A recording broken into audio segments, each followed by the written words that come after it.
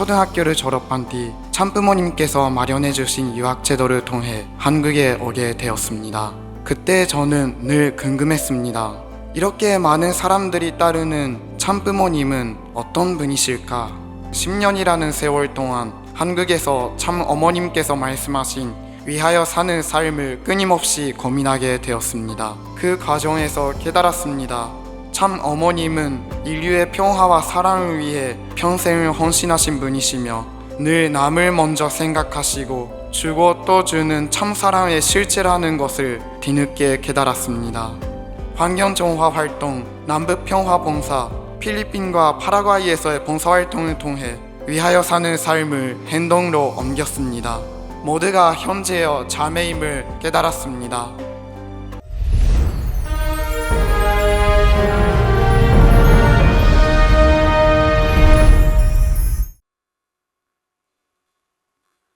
먼저 이 자리에 설 수 있도록 인도하여 주신 하늘 부모님과 참 부모님께 진심으로 감사드립니다.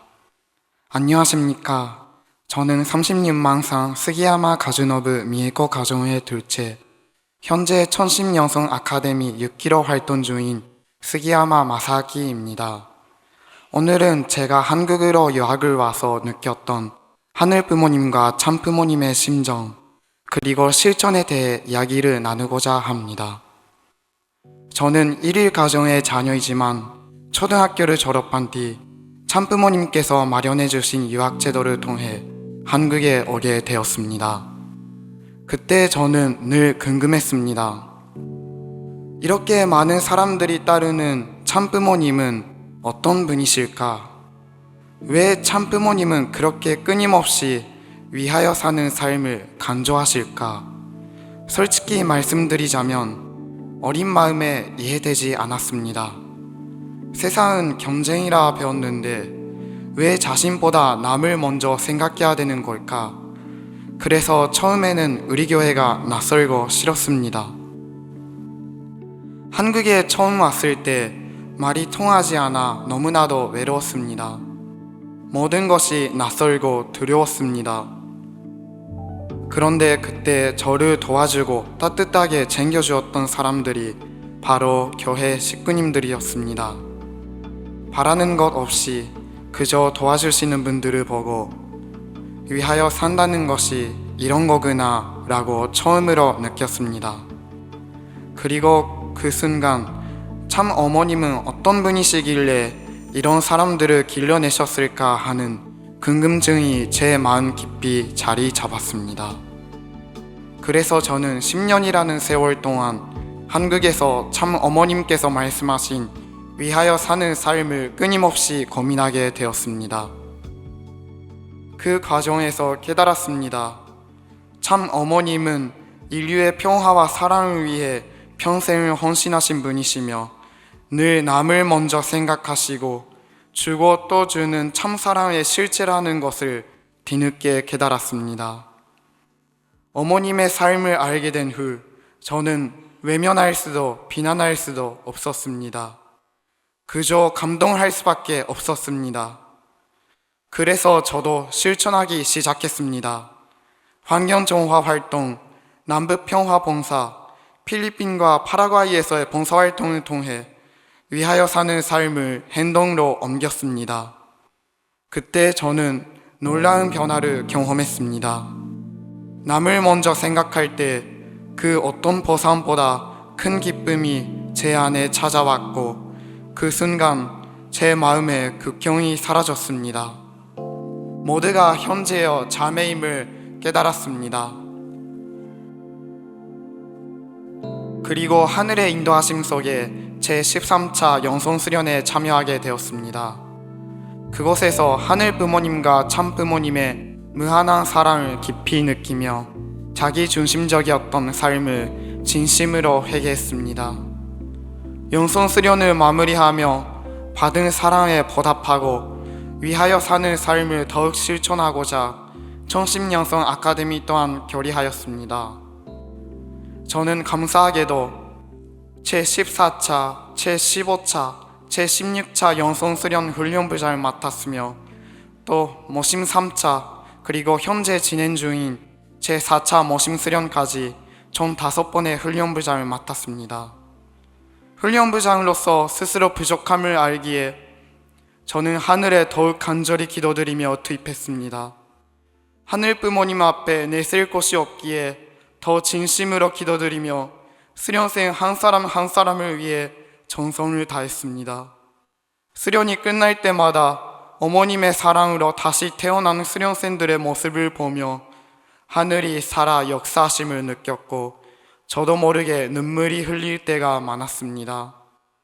8개월 넘게 봉사하며 위하여 사는 삶을 실천할 때 하늘이 함께 역사하심을 매번 실감하고 있습니다.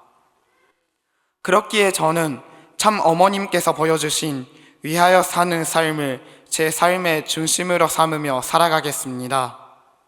그 작은 실천을 증명하고자 어제 가평역에서 진행된 평화 집회에 동참하였습니다.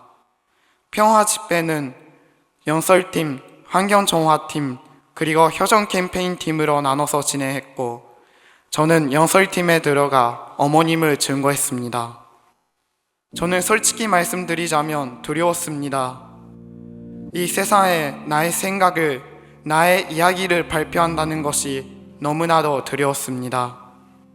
하지만 참부모님께서 걸어 나오신 그 길을 알기에 매일 마지막이라 생각하시며 목숨 걸고 나아가셨던 그 삶을 알기에 저는 대중 앞에 설 수 있었습니다.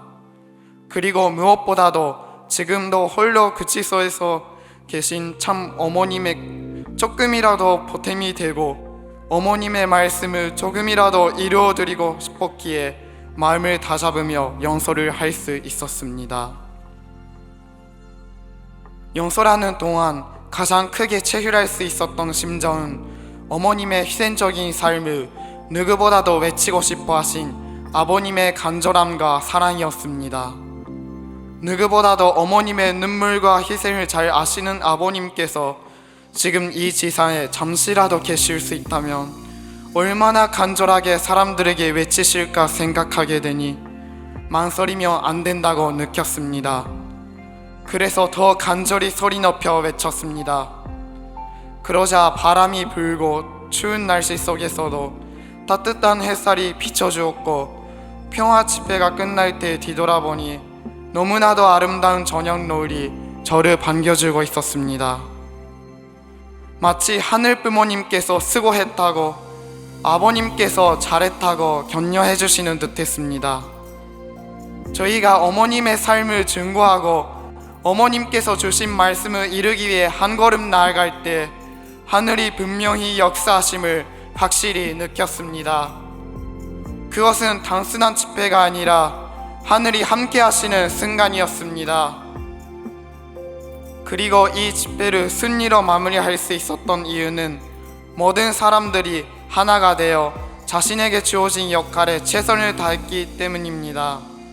길을 가다가 초코파이를 받고 저희의 연설을 잠깐이라도 듣고 가시는 가평군민분들을 보며 저희의 이러한 작은 외침이 바로 효과가 나타나지는 않아도 작은 씨앗이 되어 언젠가 크게 열매 맺게 될 것을 극해 믿게 되었습니다.